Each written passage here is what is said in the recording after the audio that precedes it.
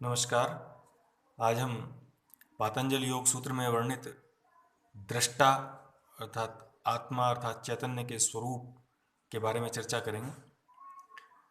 कल हमने दृश्य अर्थात प्रकृति के स्वरूप, उसका स्वभाव, उसका प्रयोजन एवं उसकी विकास क्रम की प्रक्रिया के बारे में चर्चा की थी। जब दृश्य है तो दृष्टा का होना भी अनिवार्य है। बिना दृष्टा के, बिना उस चैतन्य के इस प्रकृति का, इस दृश्य का कोई प्रयोजन या कोई उपयोगिता नहीं है। तो इसलिए आज हम उस दृष्टा के स्वरूप के बारे में चर्चा करेंगे, जिसका वर्णन महर्षि पतंजलि ने पातंजल योग सूत्र के साधन पाद के सूत्र 20 में किया है। दृष्टा के स्वरूप का वर्णन करते हुए महर्षि पतंजलि कहते हैं कि दृष्टा दृशी मात्र शुद्धो अपि प्रत्ययानुपशय, अर्थात दृष्टा केवल देखने की शक्ति मात्र है। वह स्वभाव से नित्य, शुद्ध, बुद्ध, चैतन्य, निर्विकार, असंग, कूटस्थ और ज्ञान स्वरूप है। लेकिन उस प्रकृति, उस दृश्य के साथ उसका संयोग होने पर वह प्रकृति के गुणों को या चित्त की वृत्तियों को अपने ऊपर आरोपित कर लेता है, जिसके कारण वह स्वयं को सुख और दुख का भाजन या सुख और दुख का भोगी मानता है। चित्त की वृत्तियां जैसी वृत्ति हुई, जैसे भाव हुए, जैसी परिस्थिति आई, उन्हीं के अनुसार बह जाता है।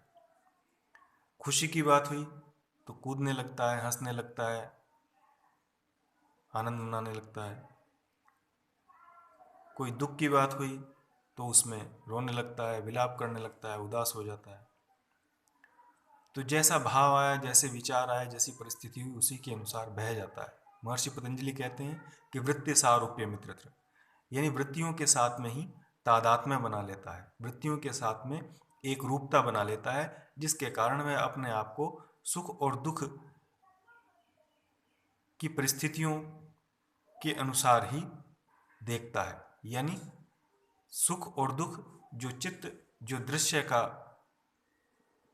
विषय है, वो अपने ऊपर उसको आरोपित कर लेता है और स्वयं को भी सुखी और दुखी होने का अनुभव करता है। लेकिन मूलतः स्वभाव से वह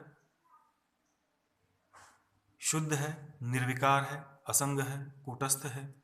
उसमें किसी तरह का कोई विकार नहीं, किसी तरह की कोई अशुद्धि नहीं, किसी तरह का कोई बाह्य विकार उसके अंदर नहीं है। जैसे एक शुद्ध क्रिस्टल या शुद्ध स्फटिक जो ट्रांसपेरेंट होता है, उसके सामने कोई रंगीन वस्तु या कोई कलर्ड पेपर रख दिया जाए तो वो उसके सभी रंगों को अपने अंदर अवशोषित कर लेता है, एब्जॉर्ब कर लेता है, और वो क्रिस्टल भी, वो स्फटिक भी देखने में रंगीन दिखाई देने लगता है, जबकि वह शुद्ध है, ट्रांसपेरेंट है, उसमें किसी तरह का कोई विकार नहीं। इसी प्रकार जब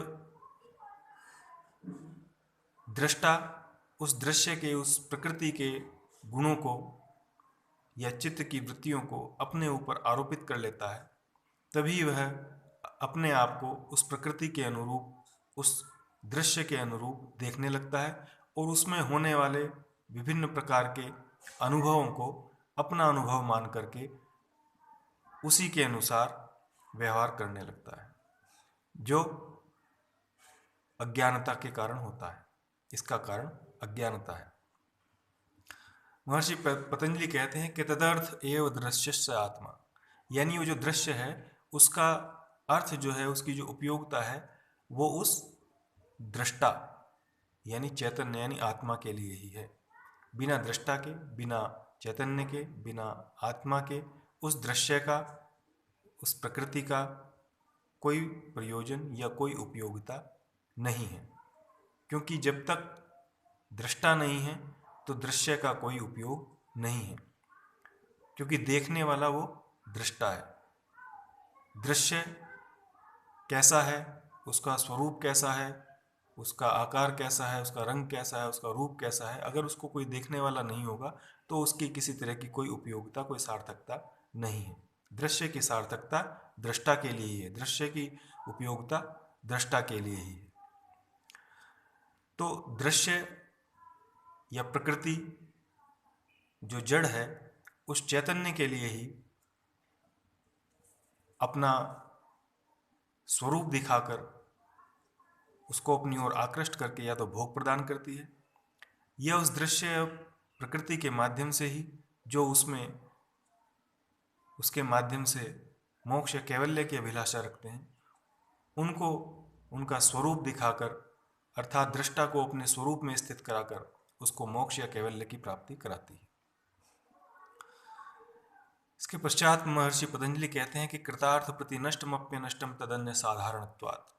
यहाँ इस सूत्र में महर्षि पतंजलि उस दृष्टा की कृतार्थता के बारे में वर्णन करते हैं कि कृतार्थ, जो कृतार्थ हो चुके हैं, अर्थात जिनको अपने लक्ष्य की प्राप्ति हो चुकी है, जिनको मोक्ष की प्राप्ति हो चुकी है, जिनको कैवल्य की प्राप्ति हो चुकी है, जिनका निर्माण हो चुका है, उनके लिए यह प्रकृति नष्ट हो जाती है, समाप्त हो जाती है।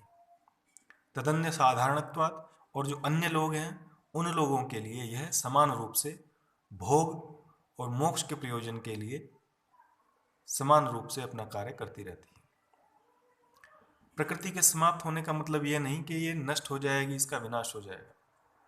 यहाँ कहने का तात्पर्य यह है कि जो लोग, जिनकी मुक्ति हो गई, जो मुक्त हो गए हैं, जो मुक्त आत्माएं हैं, जिन्होंने जीते जी सशरीर मोक्ष की अनुभूति कर ली है, उनके ऊपर यह प्रकृति अपना प्रभाव नहीं दिखा पाती है, उनको अपनी ओर आकृष्ट नहीं कर पाती है, उनको अपने में आसक्त नहीं कर पाती है, उनको अपने भोग और विलास में लिप्त नहीं कर पाती है। उनके लिए यह निष्क्रिय हो जाती है, उनके लिए यह निष्प्रयास हो जाती है, उनके लिए यह नष्ट सी हुई भासती है।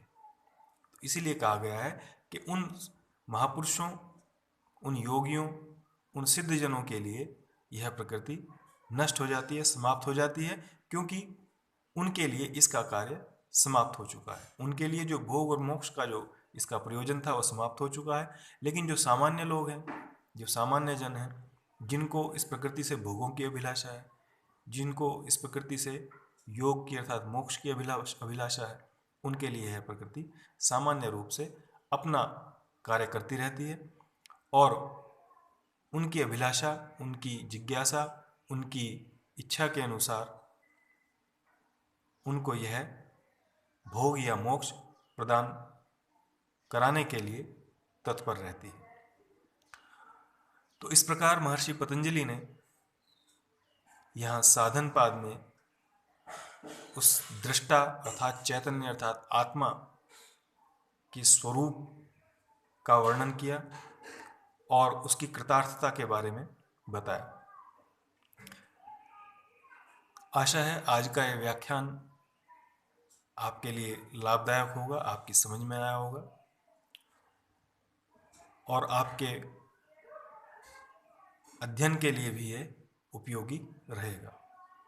धन्यवाद।